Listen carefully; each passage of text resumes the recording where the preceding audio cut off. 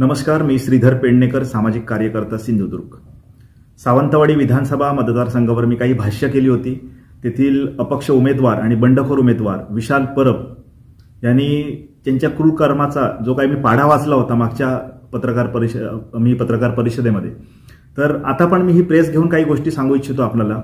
त्यामध्ये विठ्ठल रखुमाई शेतकरी संघटनेने विशाल परब यांना पाठिंबा दर्शवलेला आहे। त्याचे अध्यक्ष मंगेश तळवणेकर या व्यक्तीने विशाल परब यांना पाठिंबा दिलेला आहे। मात्र मंगेश तळवणेकर यांनी पूर्ण त्यांच्या संघटनेच्या मेंबरशिप ते बोललेले आहेत का?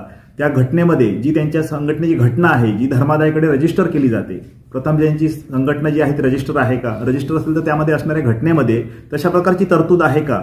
कारण प्रत्येक संघटना त्याची काही मूलभूत त्यांच्या घटनेमधील काही पॉइंट्स असतात, ज्याच्यामध्ये ते सामाजिक कार्यासाठी काम करतील, शेतकऱ्यांसाठी काम करतील, एखादी क्रीडासाठी काम करतील, व अशा प्रकारे राजकीय संघटनेसाठी किंवा राजकीय व्यक्तींसाठी काम करेल ही संघटना, अशा प्रकारचा त्या ठिकाणी मुद्दा आहे का? मग मंगेश तळवणेकर ह्या अध्यक्षांना पूर्ण संघटनेच्या इतर मेंबर्सने तशा प्रकारची परमिशन दिलेली आहे का?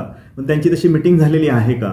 त्यांच्या घटनेमध्ये तशी तरतूद आहे का की ज्या तरतुदीप्रमाणे ते विशाल परब या राजकीय उमेदवाराला, ज्या उभे राहिलेल्या राजकीय उमेदवाराला तशा प्रकारचा पाठिंबा दर्शवत आहेत? मग का धर्मादाय आयुक्तांनी यांच्यावर कारवाई करू नये?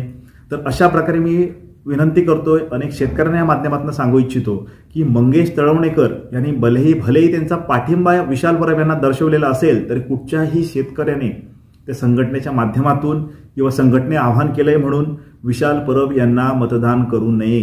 कारण जर संघटनेच्या माध्यमातून अशा प्रकारचं आवाहन केल्यानंतर जर विशाल परब यांना मतदान होत असेल, तर भविष्यात तुमच्या मागे अनेक प्रश्न आणि प्रश्नचिन्ह उभी राहतील।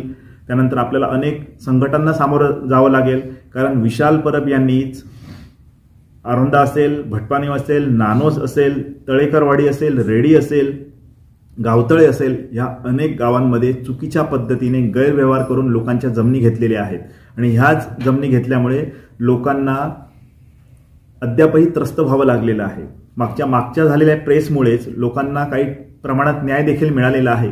मी एक सामाजिक कार्यकर्ता म्हणून लोकांना एक आवाहन करत आहे की कुठच्याही शेतकऱ्याने विशाल परब यांना मतदान करू नये, जेणेकरून तुम्हाला नंतर काही गोष्टींना सामोरं जावं लागेल। त्यामुळे तुम्ही वेळीच ह्या गोष्टी समजून घ्या आणि कुठच्याही शेतकरी संघटनेने सांगितलं म्हणून त्या शेतकरी संघटनेच्या मागे उभे राहू नका।